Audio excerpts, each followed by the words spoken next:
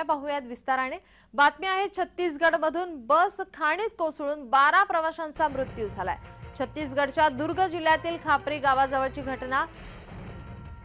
मंगळवारी बस खाणीत पडून कोसळून या ठिकाणी 12 जणांचा मृत्यू झाला, 30हून अधिक जण जखमी झाले। पोलीस अधिकाऱ्यांनी या संदर्भात माहिती दिली आहे। कुम्हारी पोलीस स्टेशन हद्दीतील खापरी गावाजवळ असणाऱ्या 50 फूट खोल दरीत खाणीमध्ये ही बस कोसळली आहे।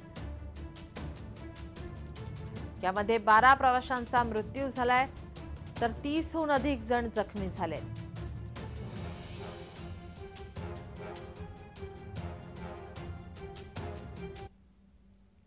पंतप्रधान नरेंद्र मोदी यांनी यावरती ट्विट केले, पाहूयात।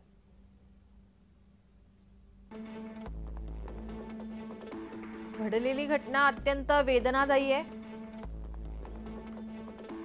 मदतीसाठी स्थानिक प्रशासन प्रयत्नशील। मृतांच्या नातेवाईकांना दुःखातून सावरण्याचे बळ मिळो। संवेदना नरेंद्र मोदी यांच्याकडून व्यक्त करण्यात आलेल्या आहेत, दुःख व्यक्त करण्यात आलंय।